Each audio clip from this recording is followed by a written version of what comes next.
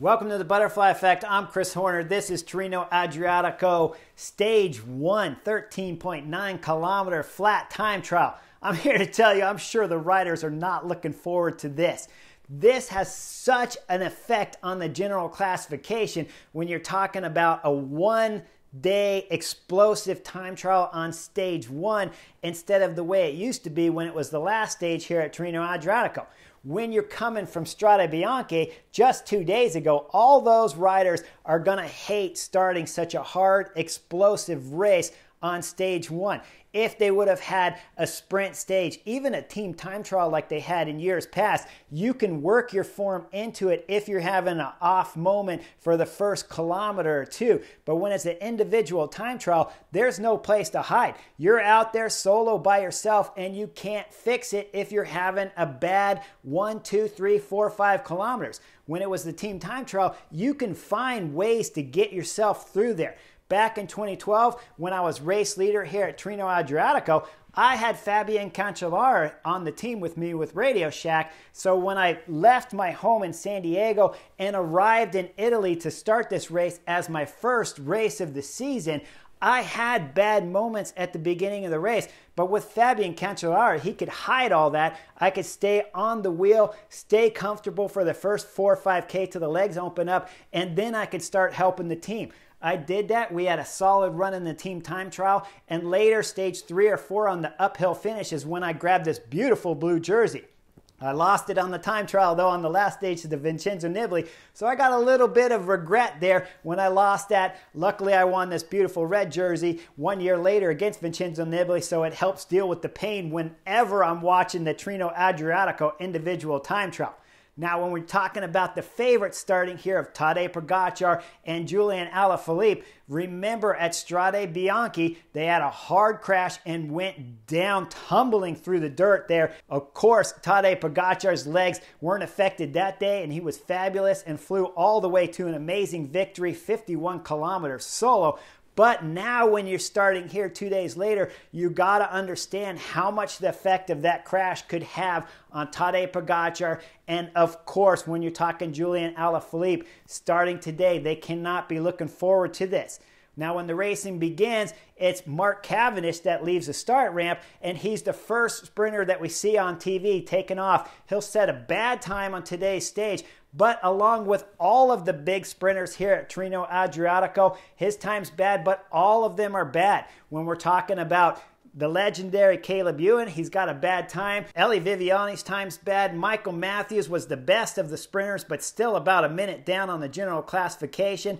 And Tim Merlier, who can't time trial either, is another sprinter having a rough day in today's 13.9 kilometer time trial. Now, when we're talking about the GC guys who left early, it was the Bahrain victorious Pello Bilbao and Damiano Caruso, who was second at last year's Giro d'Italia. Same thing, they're having bad time trials. Sepp Kuss from Jumbo-Visma, remember, he did Strade Bianche along with Julian Alaphilippe and Tadej Pogacar. He's clearly not on form right away, and he's going to suffer throughout today's time trial. The biggest one of the GC guys, though, that looked the worst on the bike to me was the French rider FDJ, Thibaut Pinot. He was suffering on the bike and always fighting the saddle, adjusting his position, and just looked horrible. And his time reflected how he felt and looked on the bike in today's time trial.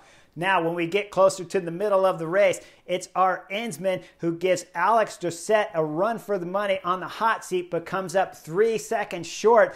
The Alpecin Phoenix rider tried and looked like he'd have the fastest time, but just could not upset the Israel Startup Nation rider's time. And it took until Casper Asgreen from Quickstep that flew across the line only 1 second faster to dislodge Alex Dosset's fast start time of the day. Casper Asgreen's teammate Julian Alaphilippe's back there for Quickstep trying to fight it out. He does not look like he's having a great time trial. Clearly the crash 2 days ago is affecting his legs. He'll come across the line and lose 50 seconds on today's stage. We got other riders still to pay attention to, as it's world time trial champion Filippo Ganna to leave the ramp. He's on the bike and he looks fabulous, folks. He is absolutely throwing on a display of how to ride these time trials. powering through the corners and cutting the course as short and tight as he possibly can as he goes through the right corner, almost rubbing the fences.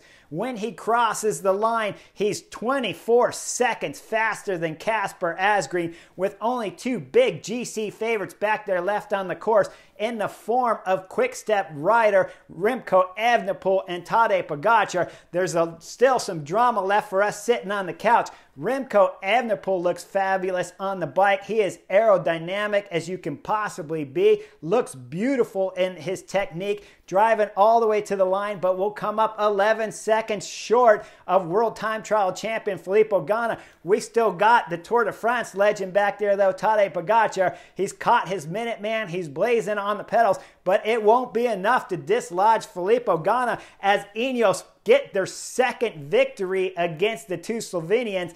Remember, I bring it up all the time.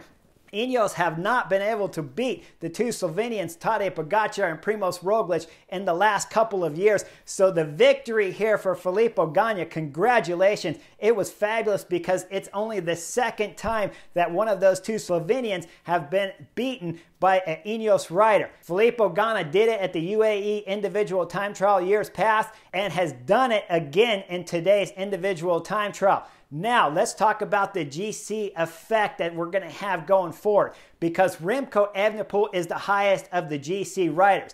Tadej Pogacar did a great job, especially when you consider the crash that he had 2 days ago in Strade Bianche. He went on to win that race, but starting today's short, explosive race, you know it had to be difficult on the legs, especially kilometers 1, 2, 3, and 4, when the body is still trying to open up after all that inflammation from the crash 2 days ago.